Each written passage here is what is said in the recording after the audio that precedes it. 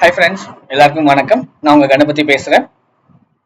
நம்ம கமாடிட்டிஸ் பொறுத்த வரைக்கும் நம்ம எப்போவுமே நைட்டு பார்ப்போம், கேப் டவுன் ஆகுமா கேப் அப் ஆகுமா அப்படிங்கிறத பேஸ் பண்ணி நம்ம எப்போவுமே ட்ரேட் பண்ணுவோம். நீங்கள் பார்த்துருப்பீங்க.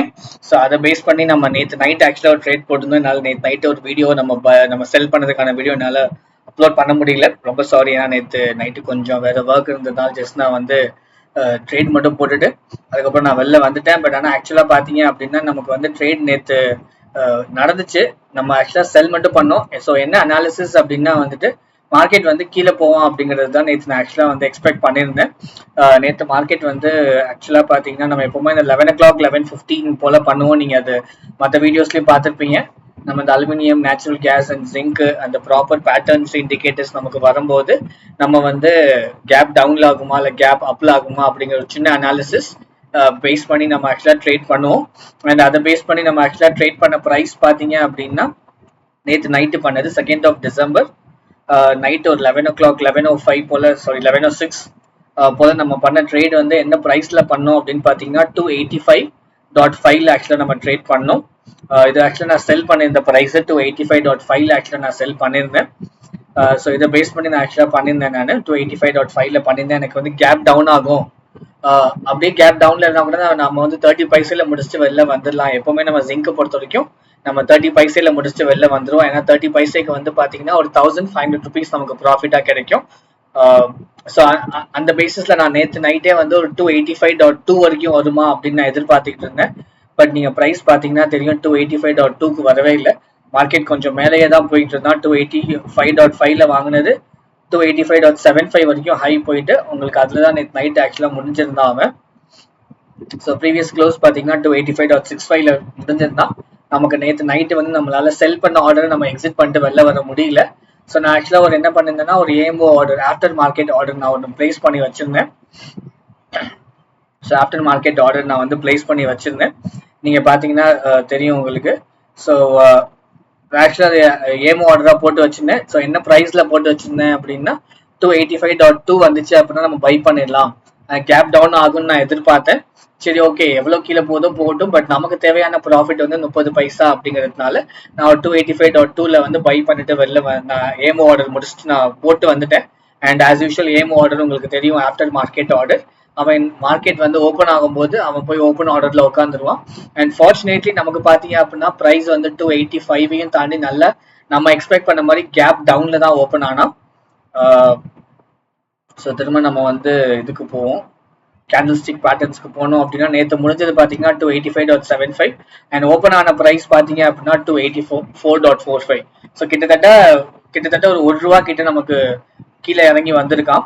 ஏன்னா நம்ம செல் பண்ண ப்ரைஸ் பார்த்தீங்க அப்படின்னா 285.5ல நம்ம செல் பண்ணியிருக்கோம்.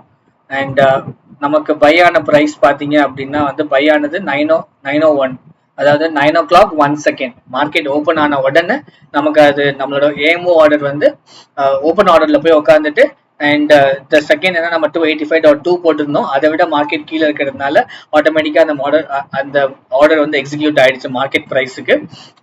அது என்ன ப்ரைஸ்ன்னு பாத்தீங்கன்னா 284.45. ஸோ கிட்டத்தட்ட ₹1.05 நமக்கு கிடைச்சிருக்குது.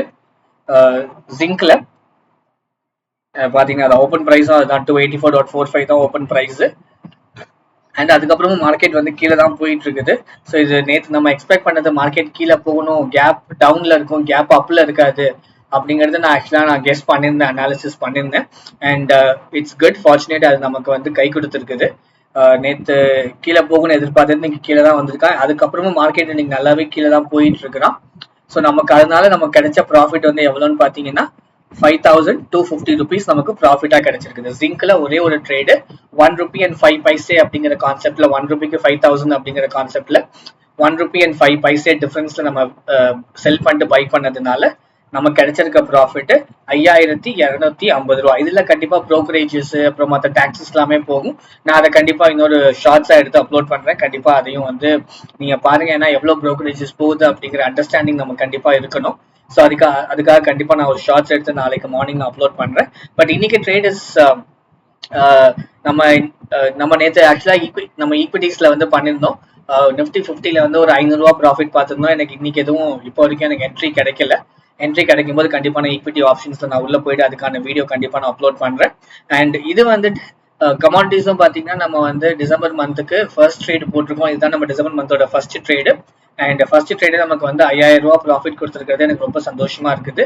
ஐ ஹோப் தட் என்னால வந்து I be able to continue the momentum for rest of the month.